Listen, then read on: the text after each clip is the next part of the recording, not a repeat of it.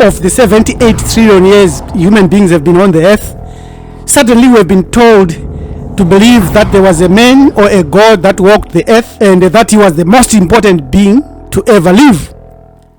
But we have got a handful of questions, simple questions, but they remain surprisingly very difficult and very hard to answer. These aren't just questions to attack religion, spirituality, or book-based religions. They are questions that continue to divide even the believers, skeptics, theologians, and historians alike. And we want to offer these 8 questions. They are not the only ones. There are many others, but these are the most critical ones in terms of simplicity. We just want to look at these questions because they might change everything else that we believe or know about Jesus. So the 8 hard questions about Jesus that change everything goes this way. If Jesus was tempted in every way, did he ever sin? Why do so many interpretations of Jesus exist? Is there sufficient evidence for the resurrection? Why did Jesus use parables instead of direct answers to answer the questions that he was being asked? Did Jesus predict his own divinity or claim that he was God? Or this was added later? Why?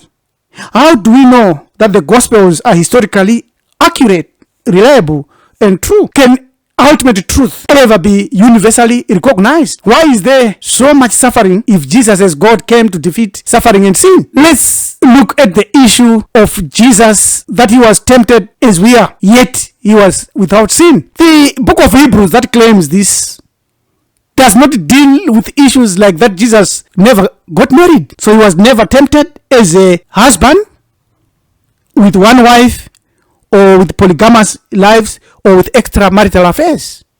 So how was he tempted and never found sin when he never got married? He never raised children.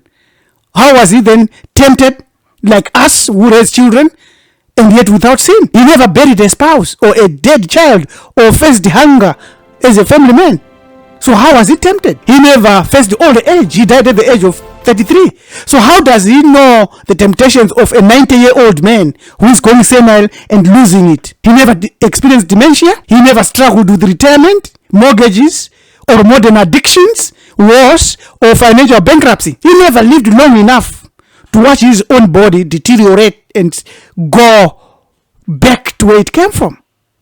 So can anyone then tell us that he was tempted in all ways while encountering many of the circumstances that define ordinary human life, which he never went through? So what does it mean to be told such a lie and to believe it? Perhaps the statement is symbolic, but the book of Hebrews never tells us that.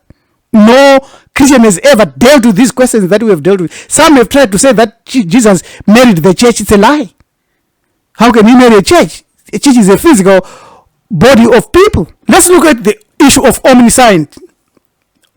Because if Jesus was God, we know that Jesus is never tempted. Because temptation is normally for something that is uncertain, something that you want to see whether it is authentic. A person is tempted because they might choose the other option. But if Jesus was God and God cannot sin, then what exactly was the purpose of Jesus being tempted by the devil? We know that Joseph, who was tempted by Potiphar's wife, resisted that temptation. So how was Jesus tempted? How can God be tempted if the outcome is predetermined? Was the temptation genuine, or it was just a drama, or it's just a story written to bolster something? Did Jesus ever explicitly claim to be God? Because there's a problem of divine advantage if Jesus knew or knows everything. Imagine 2 people taking the same examination. One is an ordinary student, the other secretly possesses perfect knowledge. Can their achievements be compared? Christians often say Jesus succeeded where humanity failed, but Jesus did not even know who touched him or when he is coming back. Read Matthew 24:36. So if Jesus possessed divine knowledge unavailable to ordinary human beings and was God, what's the contest about of equality? There is no proof that Jesus knew everything. We have given evidence that he didn't know something. Why didn't more people recognize Jesus if he was God during his life, not afterwards? Because we know marketing and crowd psychology can play a role in bolstering an image or a brand. So if Jesus was literally God in human form walking on the earth, why did most people during his time fail to recognize that? The majority of Jews rejected him. The Romans executed him. Many eyewitnesses remained unconvinced. Even the thief on the cross, the other one, doubted. If God appears on earth today personally, and the billions remain unconvinced, what does it say about the divinity of that God? Why does revelation produce endless disagreement? Because authentic revelation, which comes from the real creator, should theoretically produce zero confusion, zero negativity. Yet every major revelation in the world today generates more interpretations.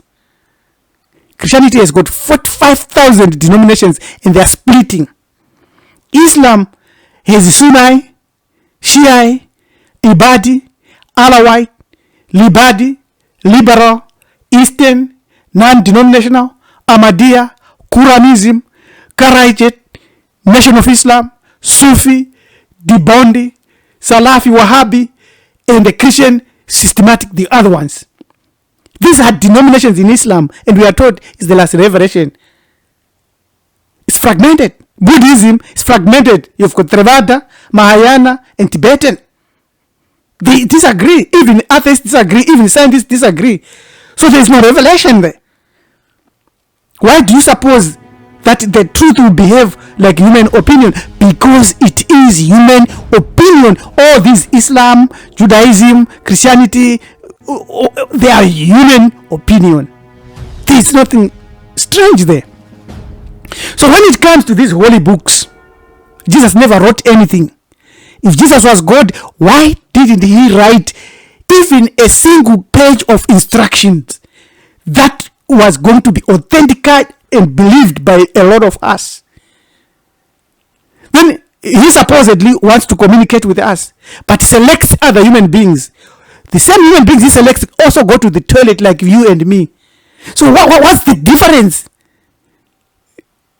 Every religion depends on ancient texts, prophets, interpreters, traditions, and debates. Why not communicate continuously and universally? Why not reveal the same message simultaneously to every human being born on the earth? When they are coming out of the mother's womb, bam, they hear the message and they understand it. Why should it rely on fragile historical documents, fragile human memory, and fragile thoughts? Why? Because it is not the truth. Why is truth also dependent on geography? A person's religion is heavily predicted today by easily knowing where they were born. Born in Saudi Arabia, likely Muslim. Born in India, likely a Hindu. Born in America or Europe, likely a Christian.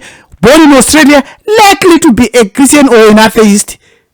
Or born elsewhere, no. If ultimate truth exists, why does it appear geographically distributed like culture rather than like universal truth, just like gravity or sunshine or atmospheric pressure? Why? The infinite gap. Every description of Jesus as God comes from human finite minds. Every word is borrowed from human experience. Father, King, Rabbi, Creator, Judge, Shepherd, the Good Shepherd, Light. The Creator is truly beyond all categories. Every description may be mere metaphor and is not a revelation. There is an infinite, unsurpassable gap between the real Creator and humanity. The real Creator is uncreated, unknowable. The real Creator has no name. If your God has a name, he is a deity. Take my words.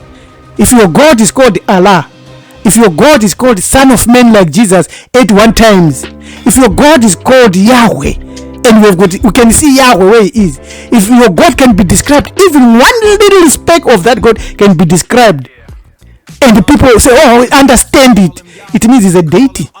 The real Creator is nameless. The real creator is not consciousness. The real creator is not consciousness also. The real creator is not a spirit. The real creator is not a being.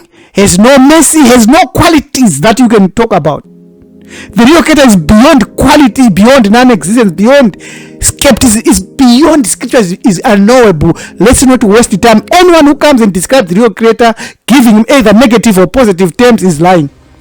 Or they are telling you their opinion and their understanding.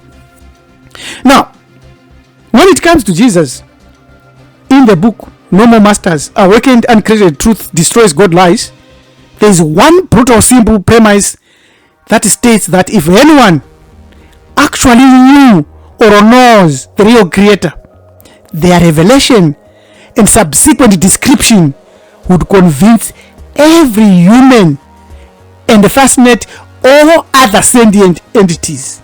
So if Jesus claimed to have the knowledge of God or the real creator, his description would have been accepted and acceptable to every human being who hears it. But this has never happened, and this never occurred, and it will never occur, because here I am, I'm doubting and saying it's a lie that Jesus told us that he knows the real creator. There is no universal acceptable position, even within Christianity, whether Jesus is God or is not God. That you read this book, No More Masters, because there is a reason. Why? Your birthplace, or your race, or your tribe, or your ancestry shouldn't pick your afterlife destiny. Yet it does, because you've allowed it to.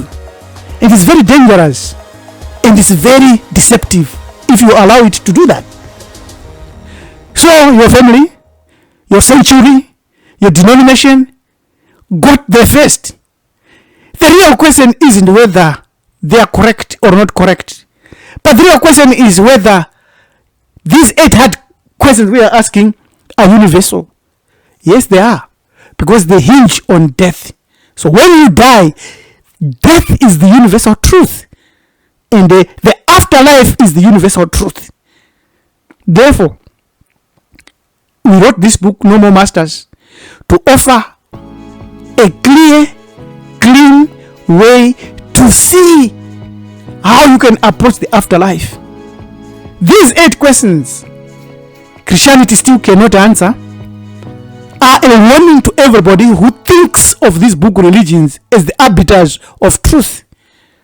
And they point out, this video is pointing out that there is a huge problem of deception, not only interpretation, in many spiritualities, including even African spirituality. Because what we have today as African spirituality is not the spirituality that was there 78 trillion years ago. You might not even know that. It has been watered down, bastardized, changed, and invaded by other spirits. The same spirits that have invaded every book religion. The fortunate part about African spirituality is that it is not written down. So you can go back to the spirits. You can go to its spirit and find the truth. So this book, No More Masters, is not going to destroy your faith, but it's going to offer you a method to see and test if your religion can survive the hardcore tests that are in that book. And then offer you to start thinking clearly, because you are going to die. So when you die, you are not going into the grave with your Bible, with your Quran, with your book. Even if they put it in your grave, your spirit, your soul, your consciousness has already departed 24 hours before they burn you. Or 48 hours, depends on the ratio of the CE that we have been, the continuum, energy continuum, conscious continuum spectrum that we have taught. So that's why wise thinkers like Socrates said, if you can catch my soul, you can catch it. You can do anything you want to do with my body, when he was talking to Plato, and he said, you can't catch my soul, because he knew that the soul departs maybe a week before the body it goes off. So we have to own and read the book No More Masters today, because any truth that needs you to stop asking questions stopped being truth a long time ago. So I want to thank you so much. I'm your manager, Topi Preacher Rabbi LM Dumizi Kunigani Mujaganja, saying till we meet again, partner with the righteous God and also righteous ancestors, and get in touch with us on our email that we are showing here. I'm a member of Marifado Family Network, and I hope you too become a member of Marifado Family Network. Thank you for watching, for liking, for subscribing. Leave a comment on this video. We wanted to discuss your comments. We enjoy your comments. All of us who are behind Marifado Family Network and Committee Bureau Ethics, we love the comments because we learn a lot from comments and change the way of our lives and learn from each other. Thank you. Have a great day.